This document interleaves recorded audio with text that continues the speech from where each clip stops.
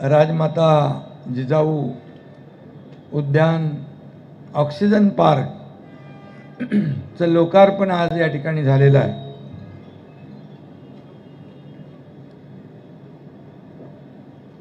या लोकार्पण प्रसंगी उपस्थित आपले मंत्री प्रताप सरनाईक, खासदार नरेश मस्के, आमदार रवींद्र फाटक, माजी महापौर हरिचंद्र पाटील, आयुक्त सौरभ राव, या ठिकाणी प्रणव अनायल व जुईली मांजरेकर लँडस्केपिंग आणि याचं डिझाईन केलं ते, त्याचबरोबर उद्यान विकसित करणारे आनंद पाटील आणि एक विजय, कोण होता विजय आपला, विजय पाटील।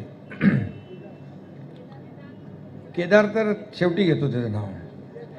केदारने खरं म्हणजे मेहनत केली आहे आणि एक खूप इथं त्याला चॅलेंज स्वीकारून त्यांनी हे उद्यान विकसित केलं, त्याबद्दल केदार पाटील याचं मनापासून मी अभिनंदन करतो।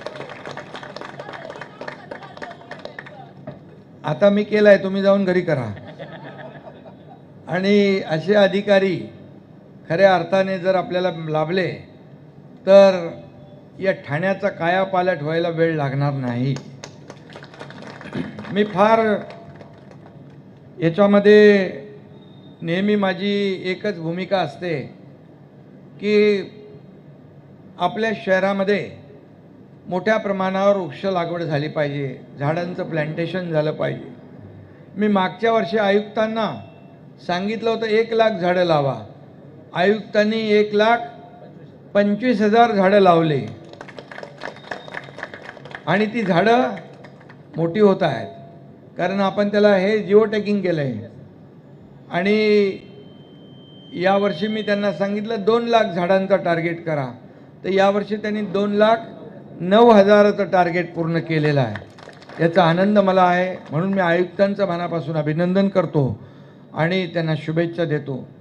खरं म्हणजे आम्ही एकदा मुंबऱ्याच्या टेकडीवर एक झाडं लावली होती आणि ती झाडं 3-4 वर्षांनंतर एकदा मी गेलो तिकडे पाहणीसाठी, मोठमोठी झाडं झाली होती ती, आणि त्या झाडांचा वाढदिवस तिथले लोक साजरं करतात दरवर्षी, आणि त्या झाडाला प्रत्येकाचं नाव दिलं होतं, म्हणजे ज्यांनी झाड लावलं त्यांनी त्याला वाढवायचं।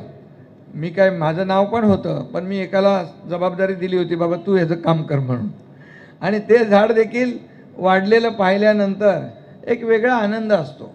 आणि वृक्षप्रेमी, पर्यावरणप्रेमी खऱ्या अर्थाने समाजामध्ये अनेक लोक आहेत। खऱ्या अर्थाने आता आपण पाहतोय ग्लोबल वॉर्मिंग, क्लायमेट चेंज, अति अवकाळी पाऊस, मे महिन्यात पाऊस सुरू झाला यावर्षी, ऑक्टोबरपर्यंत पाऊस आहे। काय परिस्थिती आहे आपण पाहतोय, आपल्याला तेवढी त्याची हे जाणवत नाही, परंतु मराठवाड्यामध्ये या पावसामुळे पूर परिस्थिती निर्माण झाली आणि म्हणून पुरामध्ये शेतकरी आज संकटात आपला आहे।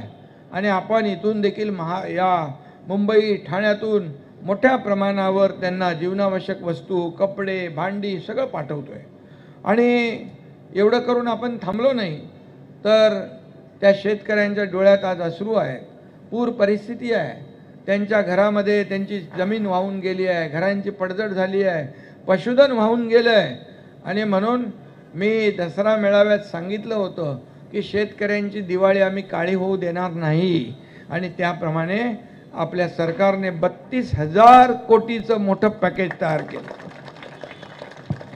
आणि त्यांच्या खात्यात मी काल पाहिलं की खात्यामध्ये जवळपास या ठिकाणी 3,500-4 हजार कोटीचं खात्यामध्ये जमा देखील होऊ लागले। म्हणजे त्यांची दिवाळी देखील काळी होऊ नये, त्यांची दिवाळी दुःखात जाऊ नये याचा विचार देखील सरकारने केला।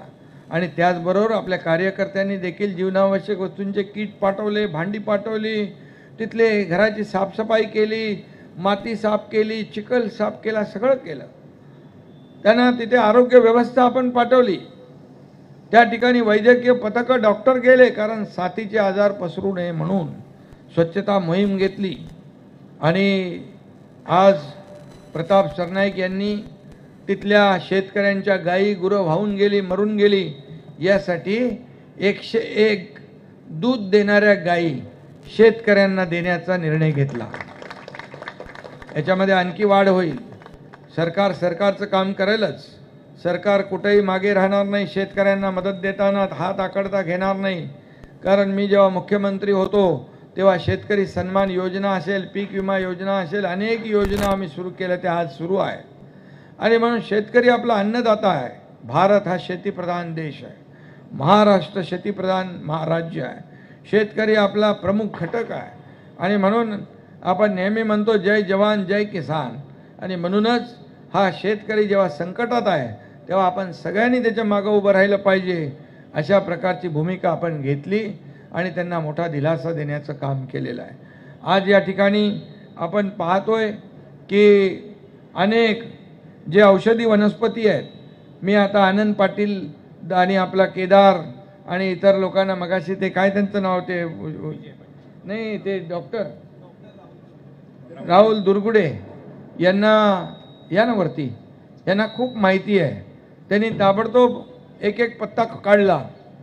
पत्ता म्हणजे पानाचा पत्ता, नाही तर तुम्ही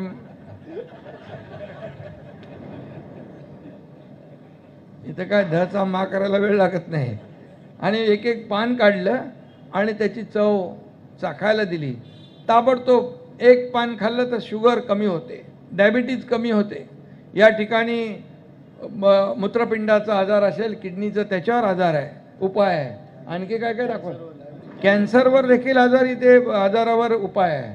असे अनेक जे काय आजार आहेत दुर्धर, त्यासाठी देखील इथं या ठिकाणी हे एक प्रकारचं ऑक्सिजन पार्क तर झालंच आहे, पण विविध आजारांवर उपचार करणारं हे मोठा दवाखाना आहे, दवाखाना।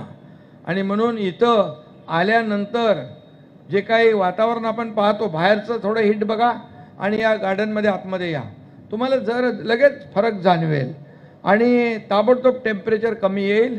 आणि वडाची झाडं 70-70, 100-100 वर्षापूर्वीची आहेत। या वडातून किती मोठा ऑक्सिजन मिळतोय आपल्याला। आणि म्हणून खऱ्या अर्थाने या ठिकाणी फेरफटका मारला। 500 मीटरचा आपला ट्रेल बनवला आहे नॅचरल। या ठिकाणी आपण आल्यानंतर खूप लोकांना याच्यामध्ये शारीरिक जे काही आजार असतील ते नुसत्या या ऑक्सिजन पार्कमध्ये फिरल्यामुळे दूर होऊ शकतील, अशा प्रकारचं नियोजन इथं केलेलं आहे। आणि ऑक्सिजन देणारे वडाचं, पिंपळाचं झाड आहे, बांबू देखील आपण लावलेले आहेत। बांबू किती आहेत? 500 बांबू लावले। 500 बांबू नाही, जास्ती लागतील बांबू अजून, कारण बांबू देखील ऑक्सिजन ऑक्सिजन देणारं बांबू आहे। अदरवाईज काय घेऊ नका तुम्ही। त्यामुळे बांबू तर सगळीकडेच लागतो। आणि काही लोक मस्ती करतात, त्यांना देखील थोडं बांबू आपल्याला तोही वापरायला लागतो। पण सगळ्यात महत्त्वाचं म्हणजे बांबू, या बांबूला आपण मोदी साहेबांनी बांबू हे बास नाही, बांबू हे घास आहे असं म्हटल्यानंतर त्यातल्या सगळ्या अटी शर्ती निघून गेल्या। आता काही परवानग्या बांबूला लागत नाही। आणि बांबूपासून एवढे मोठे बाय प्रॉडक्ट होतात। आता आपण रत्नागिरीचं एअरपोर्ट जे आहे हे बांबूचं करतोय, बांबूवर रत्नागिरीचं एअरपोर्ट करतोय। बँगलोरचं एअरपोर्ट बांबूमुळे झालेलं आहे, बांबूवर झालेलं आहे। आणि म्हणून या बांबू मोठ्या प्रमाणावर लागवड या महाराष्ट्रामध्ये करतोय आपण। त्याला मोठं सबसिडी देतोय। बांबूमुळे इथेनॉल तयार होतं, बांबूमुळे ऑक्सिजन जादा येतं, कार्बन डायऑक्साईड जादा ऑब्झॉर्ब करतो आपण। आणि या ठिकाणी आता आम्ही परवाच सरकारने बांबूला उद्योगाचा दर्जा दिलेला आहे, उद्योगाचा, इंडस्ट्रीचा। आणि त्यामुळे हे बाय प्रॉडक्ट जे आहेत याच्यामध्ये आपल्याला मोठ्या प्रमाणावर करता येतील।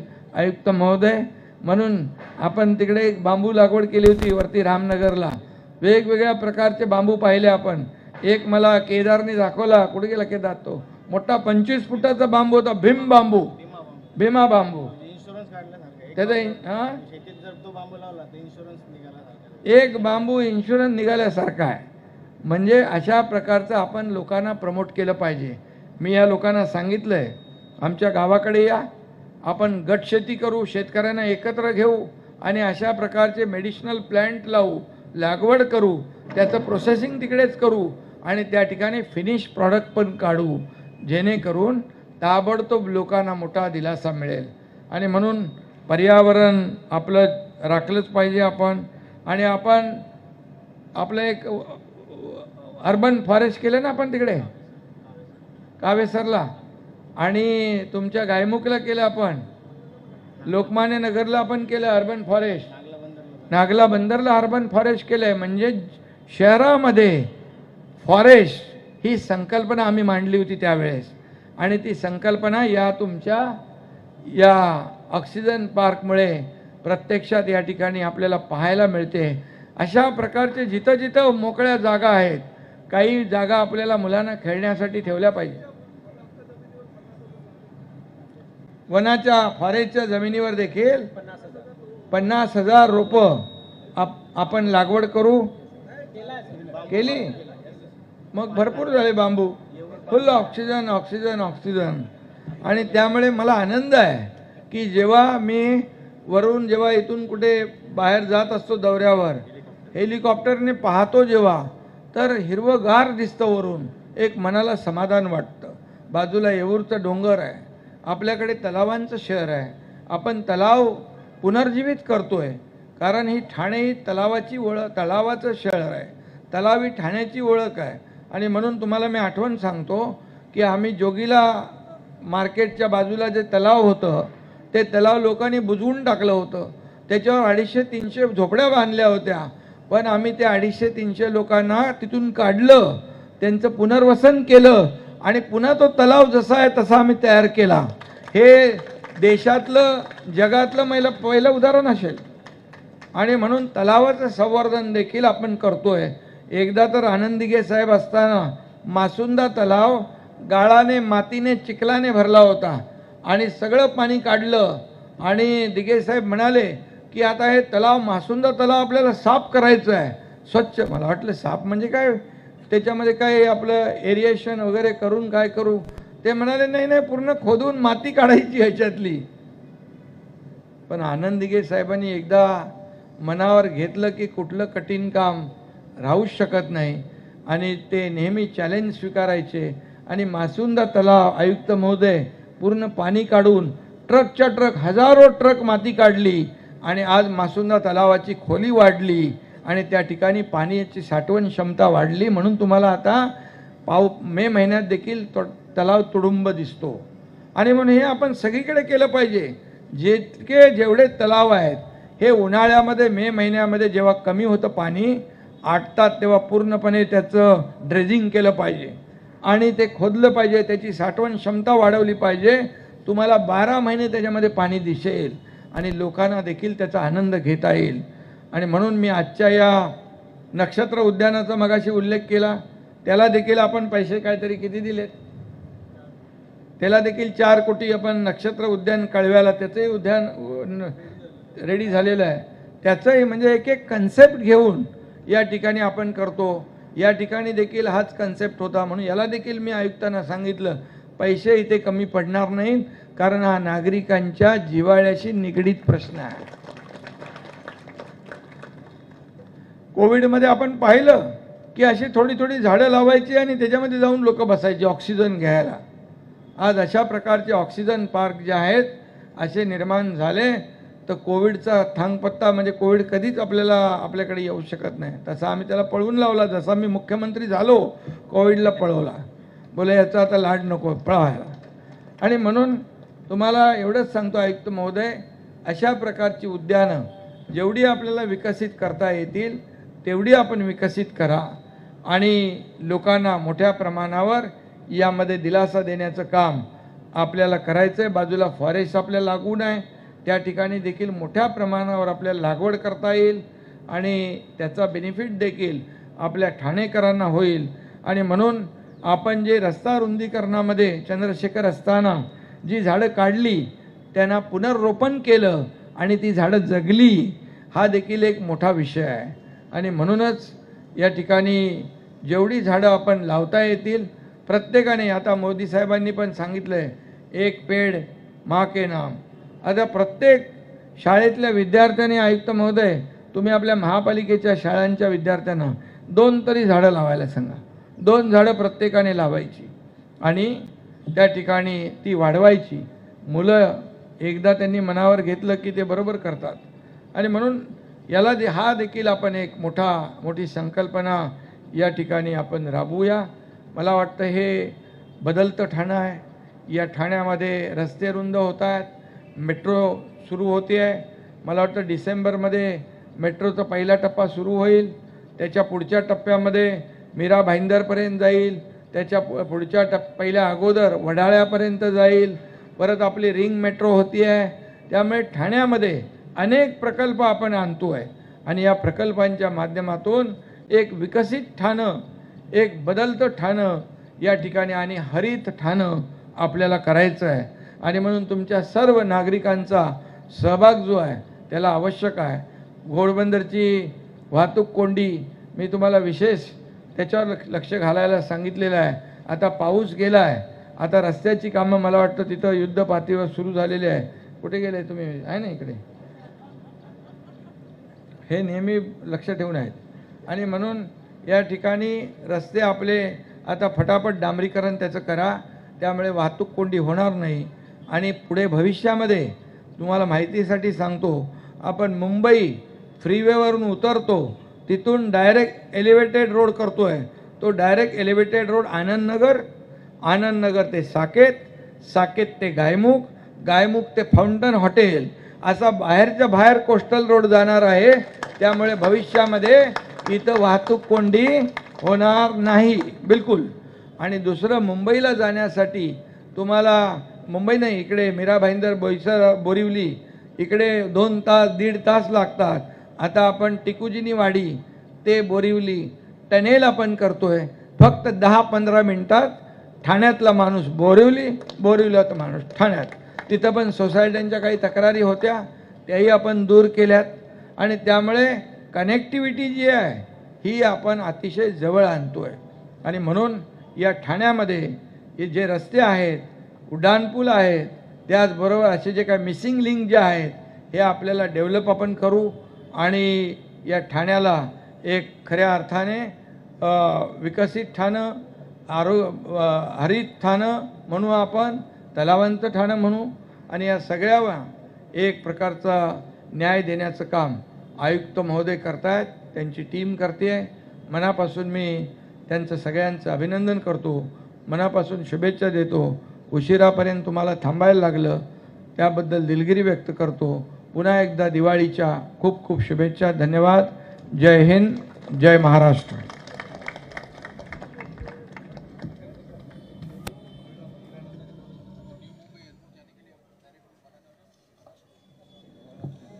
नवी मुंबई आणि नवी मुंबई एअरपोर्ट जे होतं आहे त्या नवी मुंबई एअरपोर्ट